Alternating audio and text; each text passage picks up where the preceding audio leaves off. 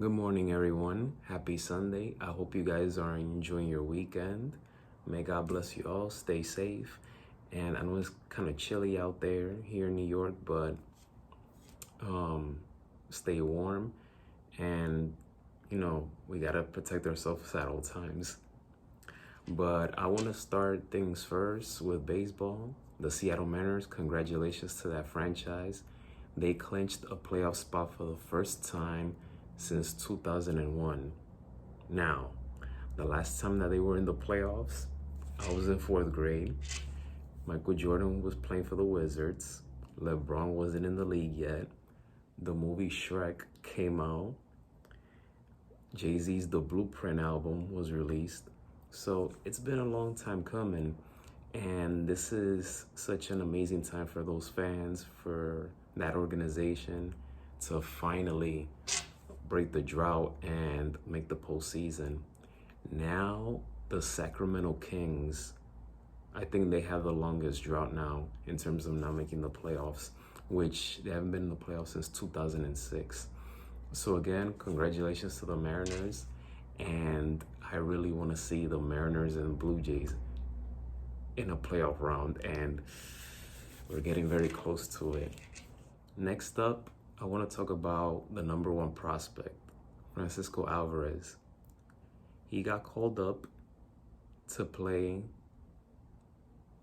in the game versus the Braves on Friday night. On his first game, his major league debut, he went 0 for 4 with a strikeout.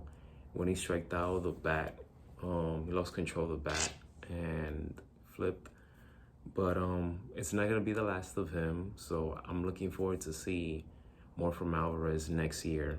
But he's an exciting prospect that has been talked about for a minute now. So I feel like he's going to be all right. He's going to be all right. The Braves have gone to the Mets' best two pitchers, Jacob deGrom and Max Scherzer. On Friday, the Braves beat deGrom to take game one of the series. And on Saturday night, it was no different.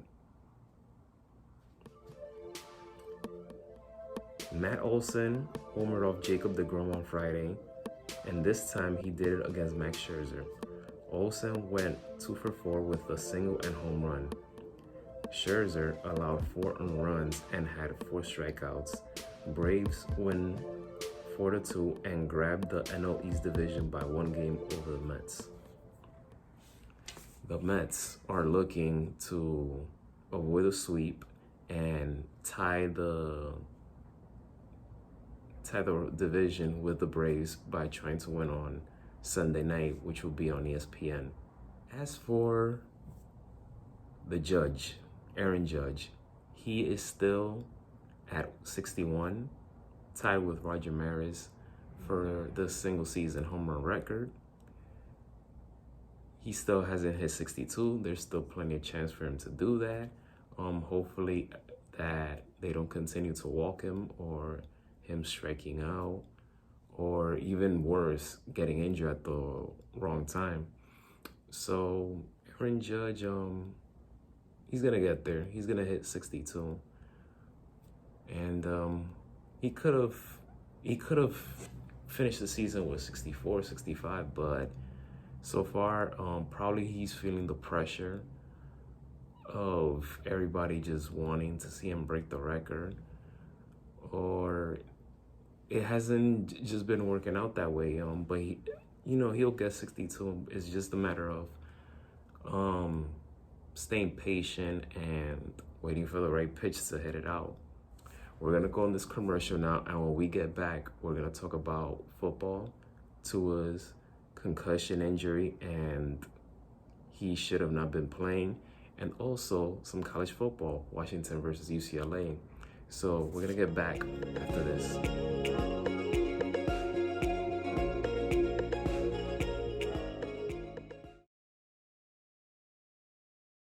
What did you do? My bad. Once the zombie apocalypse happens, let's see how you act. Look, I'm not gonna kill someone I care about. I have my ways. What happened?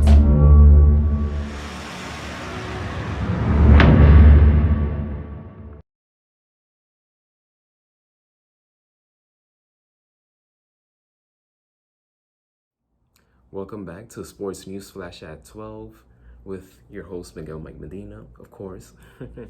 um, so, the biggest topic in football is Tua's concussion injury against the Cincinnati Bengals, which took place on Thursday night. And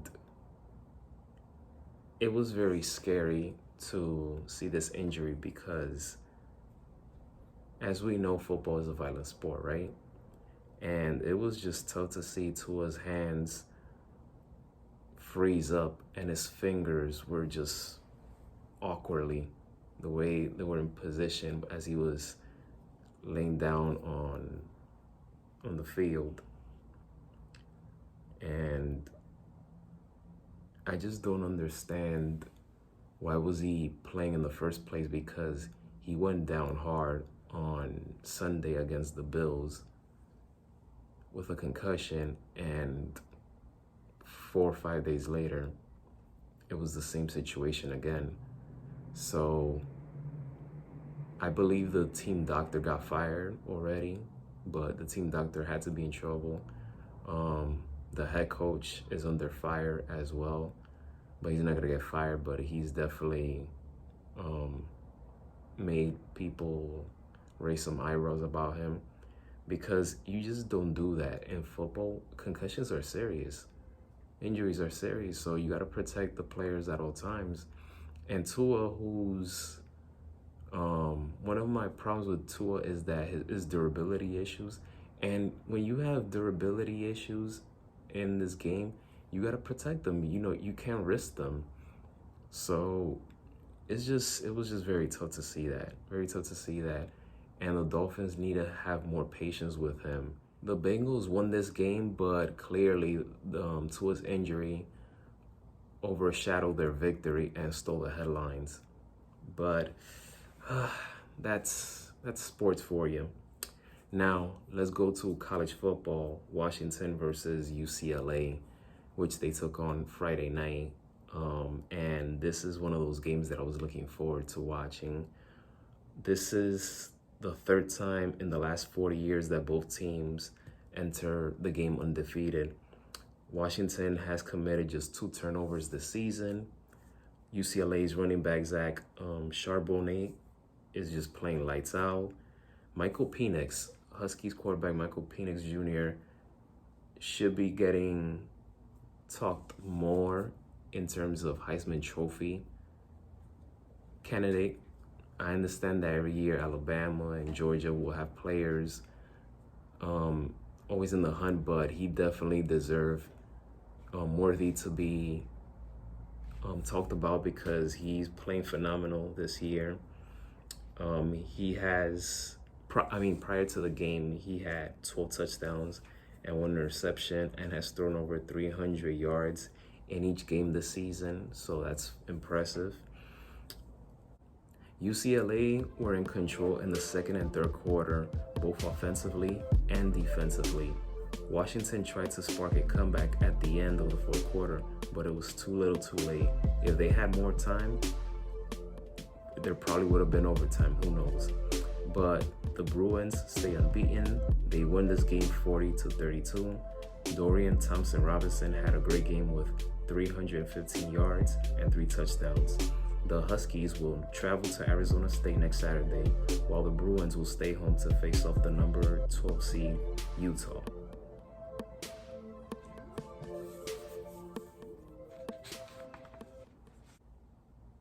We're going to go on commercial now, and when we get back, we're going to talk a little bit of NBA and hockey. So stay tuned. We'll be back after this.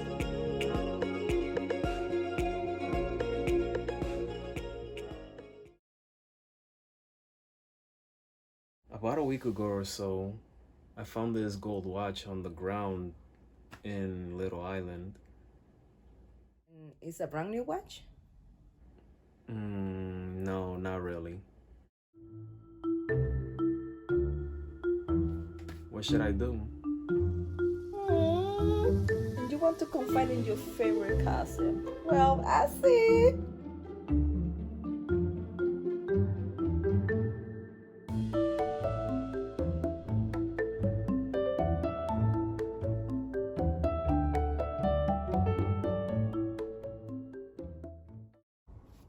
Yo, that's a nice watch. Where'd you get that?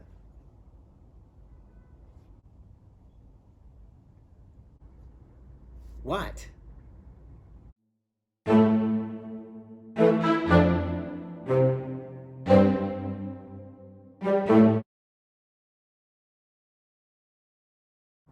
Welcome back. Let's talk about Dame time. Yes, Damian Lillard, one of my favorite point guards in today's game. He is the best Portland Trailblazer since Clyde Drexler. His commitment to that organization, his loyalty, wanting to build his legacy there is something that you have to love and respect about him. He's not about ring chasing. He's not about joining a super team. He did it the old school way, staying with one team and trying to build his legacy there. I mean, I feel like that's something that I would have done myself if I had his skill set. But at 32 years old, he will enter the season by accomplishing to break a record. And that record is Clyde Drexler's record. Dame time is 531 points away of breaking Drexler's all-time franchise scoring mark. Drexler was a Hall of Famer, holds the record with 18,040 points. So it's going to be fun to watch. And Damian Lillard, who's going to be a future Hall of Famer someday, he's going to have his record. Now, I want to bring a little bit of story that has to do with hockey. My first time going to a hockey game was to Madison Square Garden, and it was the first time I went to Madison Square Garden was for an exhibition game between the New Jersey Devils and New York Rangers. What a way to make your debut at Madison Square Garden by seeing this rivalry, New Jersey versus New York. You had Devils jerseys, you had Rangers jerseys. It was just a phenomenal night to be part of. And it was a memorable night. I still have the ticket to this day. I don't have it with me right now to show it to you guys, but it was phenomenal. And on Friday night, the Rangers were not in the Garden. They were at Prudential Center. And they beat the Devils 2-1. They scored 2 goals in the third period to take the lead, and that's how it stayed. The Rangers win 2-1. I'm so looking forward to the regular season. The Rangers have a lot of expectations, especially the fact that they were 2 wins away from going to the Stanley Cup Finals. They were up 2-0 against the Tampa Bay Lightning, which I was hoping they would win because I wanted revenge for the 2015 Conference Finals. But I'm liking the direction that the Rangers are going. They have experience mixed with youth. So we'll see how this season will play out for this team. Now it's time for Miguel's top performances of the weekend.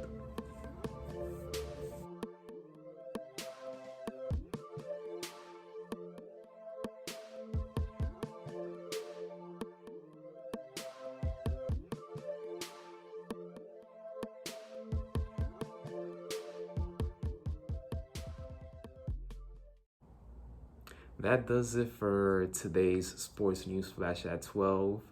Make sure you hit that subscribe button. I will have my email address there if you guys have any questions or feedbacks about anything, and I will reply. Enjoy the rest of your Sunday. Finish the weekend in a strong and positive note, and always be safe. Always have God in your heart. Be safe.